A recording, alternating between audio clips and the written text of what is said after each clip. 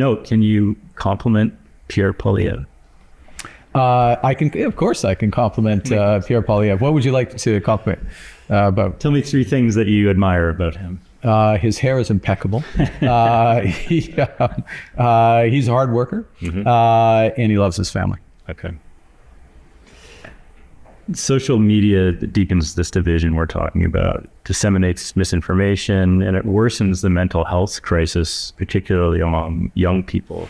Do you see any merit to following Australia's upcoming banning of social media for kids under 16? Could that happen in Canada? I see the merit of the debate about that. I can see both sides of the argument. What age do you being overly protective versus the very real and increasingly well documented evidence of the not just the correlation but a degree of causation of exposure to social media and mental health challenges. We have an epidemic, not just in Canada, but around the world of mental health challenges in youth. And we need to take responsibility for that. So the question is, what's the route to do it? It starts with the very basics of banning or cell phones and access to social media in school.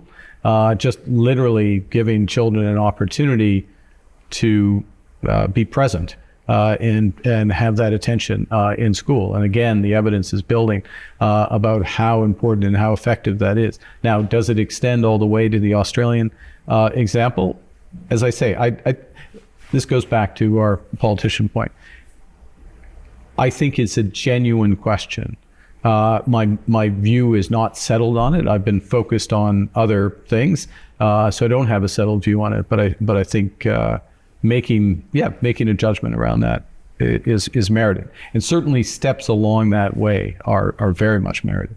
I tell you, well, this is something that is often observed, but I know this that most senior people in tech, certainly in the Valley, do not let their children on social media, or very, very much limit their time on social media. Says something. It says a lot because they're well informed and they care about their kids. And just because something is available doesn't mean it's good for you. We've been going heavy. It is heavy. Yeah, this is dark. Let's lighten it up a little bit. When this issue hits newsstand, you'll have been Prime Minister for 250 days, roughly. I'm wondering, what is the best perk of the job? And I won't accept meeting Canadians coast to coast. That's exactly. One's too easy. That one's exactly what came into my head, and that is, I mean, you're not going to allow me that, but that is the best element of the job, without question. So it's very much a distant second. Look, I would say that it's a perk and it's a responsibility. You have available to you as Prime Minister the resources of the country to make a decision, not necessarily the resources to spend or deploy as you wish, but to make a decision. So if you're poorly informed or don't understand something, I'll take your previous question.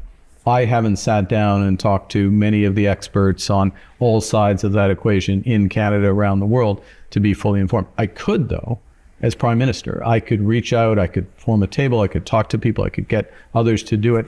And so that is a real perk. There's not that many roles. Maybe you have that convening power in your role, but there's not that many roles when that's truly the case, and that is truly the case.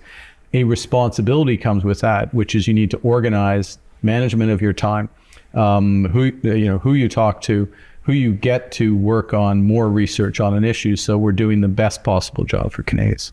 What do you miss most about your previous pre-prime ministerial life? I would say, and I had a sense of this getting into it, so this is not regret, but you're never alone. It's you have no privacy. So I mean miss it because no offense to the present company. No offense to present company, but there's always company. Sure, there's always and it is. Sure. It is the way it is, and it's fine. But.